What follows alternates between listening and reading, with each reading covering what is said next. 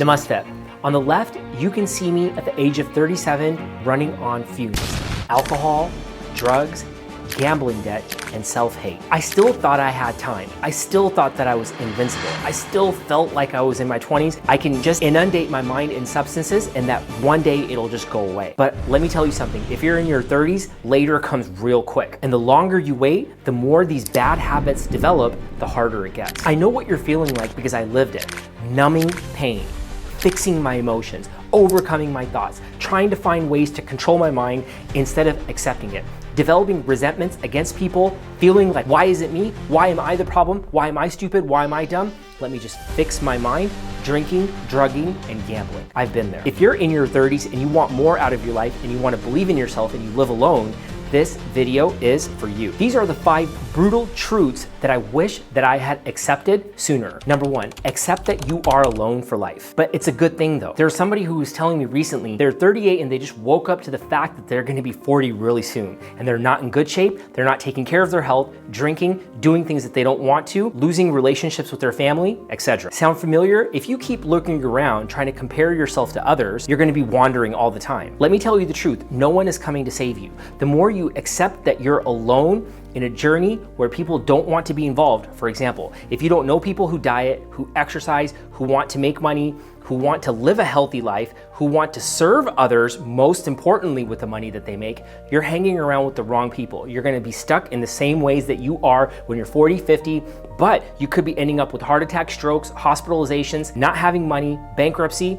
all the things that could have happened to me. And that's why I'm talking to you about this, because I don't want that to happen to you. You are alone in the sense that decisions that you make shape your life. You want to be the one making your decisions, not other people making it for you. And that's a superpower, because if you stop wanting somebody to fix you or help you, not saying that you should not be asking for help, it's that you want to be able to write down the things that you need to serve yourself first before asking a bunch of people. Studies from Harvard's developmental research shows that people who embrace solitude with a purpose, not loneliness, embrace solitude with a purpose, a mission, a vision to serve others, a purpose that my mom, my brother, and my dad all lived alone but had lives that they suffered in. Medical evidence shows that they report a higher satisfaction and more resilience in life. If you stop fearing that you'll be alone and use it to your advantage, you'll build the type of self-trust, you'll believe in yourself, you'll accept yourself, you'll be confident in yourself and your limits, and you'll be unstoppable, at least 60 to 80% of the day. The process of writing through Mind Hygiene, which takes you about 1 to 90 seconds every 90 minutes, will help you feel good at peak level about 60 to 80% of the day. Number 2, believe in yourself and your limitations. Yes, both. In my 30s, I was not doing well. I did not care if I was to die, if I was to live, if I was to be hospitalized. I did not care about any of those things. I felt invincible. The number 1 thing that keeps people stuck is that they don't trust themselves. If you put a list of 5 names down and you don't trust yourself, that means you don't trust the real you when nobody's watching. Your brain wants to protect you by reminding you of what your limits are. I'm not a good person. This won't work. It's too hard. It's difficult. It's too stressful. Those are self-limiting beliefs. You don't want to talk to people who say that self-development, personal development, believing in yourself is hard. You got to figure out your own path to believe in yourself, because when you define that blueprint, like I did with Mind Hygiene, you will be able to live a much better and fulfilling and healthier life. Confidence is not something you wait for. Confidence is self-compassion. Confidence is self-empathy. I did it. I went to the gym for 1 second. I ate less for 1 second. I did not watch TV and eat for 1 second, and then I did it for 2 seconds, and then I did it for 3. That's confidence. When nobody's watching you, you're developing these mini investments, or what people call habits. Research from Carnegie Mellon University shows that people who reframe stress or reprocess it in a different way show increased problem-solving skills and resilience. All of these things, when I thought I was stupid, I was dumb, it took me so many years to believe in myself. Imagine, I wrote a book called The Dumb Doctor, and when you think about it, it sounds silly and I'm smiling talking about it, but it's what made me. If I had not accepted that about myself, I wouldn't be able to grow from it. Instead of trying to fight it and say, oh, well, I'm a smart person. Start small, start with mini investments, keep doing it, show compassion to yourself by taking action steps, little action steps that you don't want to do 1 second at a time, and write it down. Number 3, extraordinary results come from repeating ordinary actions. There was somebody who was talking about at the age of 47 how they saved 5 years worth of their last income and their net worth doubled. Everybody wants massive success. This story that I'm telling you of me being at 37, drinking, drugging, gambling, and me being at 45 in the best shape of my life is a great story, but people need to understand what it took to get there. It's the daily action steps and the daily promises that I kept to myself. You have to just keep on repeating these tiny actions, these tiny investments, not discipline, not good habits, not bad habits, and investment in your future self. If you're stuck in the mindset of waiting for something big, a person, a friend, some type of program to change your life,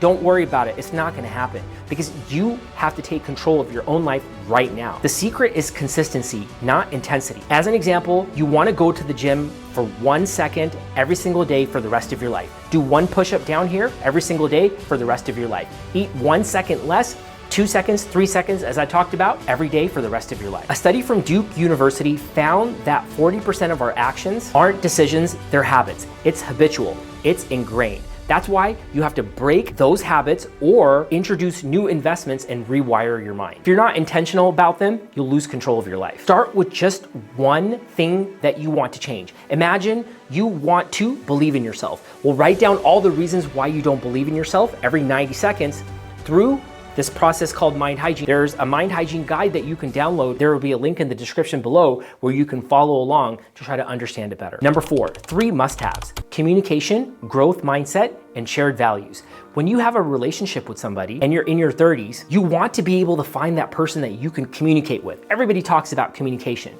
Well, there's 2 types of communications: communication with judgment and then communication with empathy. Communication with judgment is that person did that, they said that, I can't believe this, why me? That's judgment. If you're judging other people and you're judging yourself, you're automatically gonna judge somebody else. But if you empathize and understand yourself, that means you've forgiven yourself over a period of years for the things you've done, not for what other people have done. You can grow from that. That's the growth mindset. And the shared values is that I want to also grow with you. Imagine this. When I was 37, looking at that picture, and let's say I could not find the cigarettes that I wanted, and I was talking to a couple other people. Hey man, I can't find these cigarettes, bro. Where can we get them? Communication. With empathy, I'm like, hey, I understand that it's hard to get cigarettes right now. Growth mindset, hey look, but maybe we can go down the street over there. It's a little bit further. Shared values. Now, I talk to the people who are like, hey, what'd you do today? Oh, you worked out this much? How much more did you do? Growth mindset. Oh wait, you can lift like this? Maybe you could push a little bit extra and do a drop set? Shared values. Those are the people that you want to find. Otherwise, you're going to fall way behind. The longest running Harvard study on happiness found that the quality of our relationships predicts life satisfaction more than money or status. It's better to be alone if you cannot find somebody that will share the same values as you do on growing, on being a better version of yourself, on doing things daily that are not the path of least resistance. Number 5, everybody deserves a rock bottom. That picture that you see at 37 was me hitting rock bottom. I've been where other people have been: drinking, drugging, gambling, not being the best version of myself. I've been there and I've hung out with people who are there too. I don't regret any of it. I'm grateful for all the experiences that I've had. If I didn't have that, I wouldn't be here. If I hadn't gone to rehab and chilled there, stayed at that level for a little bit. I went to rehab, stayed there for 3 months. Imagine that. You're just in a different place where everybody's trying to grow in a different way. You're at a level. The first year and a half of me being sober was challenging, but after a year and a half, I knew that I could do it. Remember, it can take a long time for you to feel better about yourself when you hit a rock bottom, but you don't want to get right back up. That's silly. Don't get right back up. You want to be able to live there, stay there for a little bit, understand why you're there, and then when you get up, you'll win over and over and over again. You could see the image at 45. Look, I'm in the best shape of my life. I don't eat sugar anymore.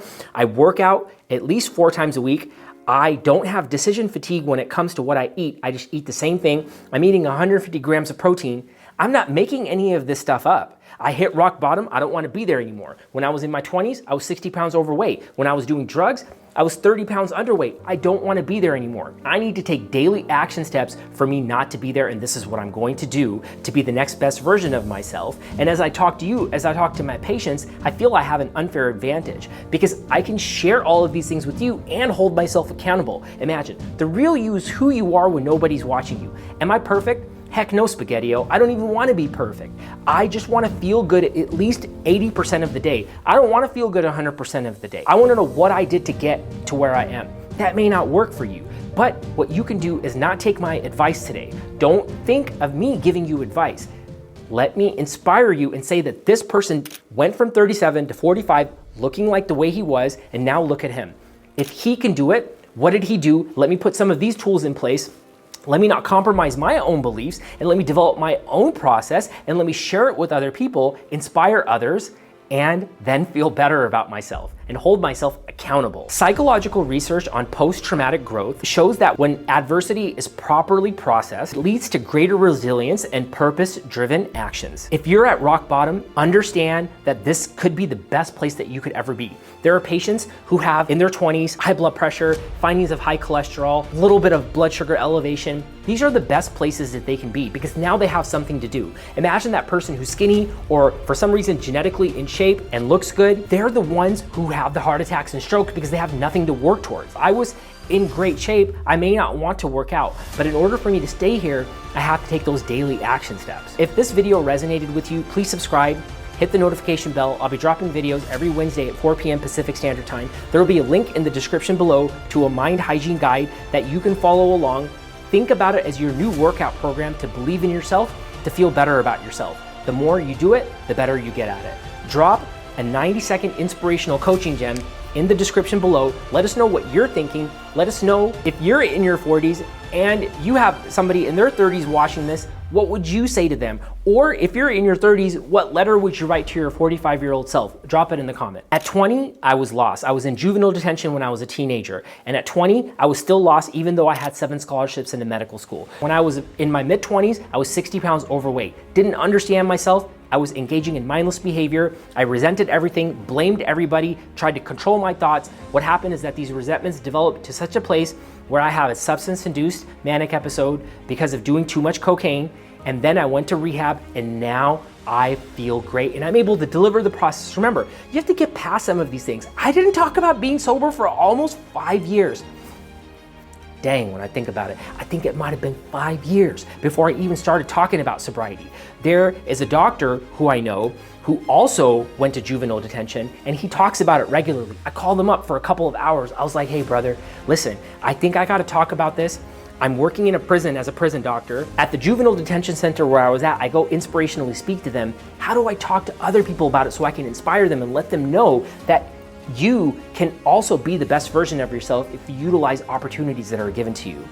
And because of that conversation, I'm able to talk to you about it confidently. But it could take years. And you can write a letter to your future self saying that this is who you want to be. You want to be that person that inspires other people. After all, that's what we're here for. We're here to inspire others and let others know that there are possibilities for them as well. I have other videos on age-related advice that you can watch right here. There will be a link in the description to a mind hygiene guide that you can follow along.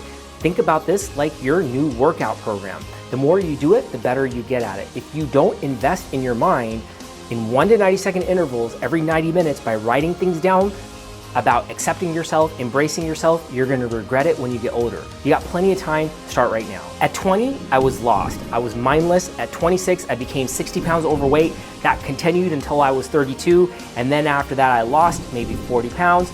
And then I gained some weight. I did drugs, alcohol, gambled, went to rehab.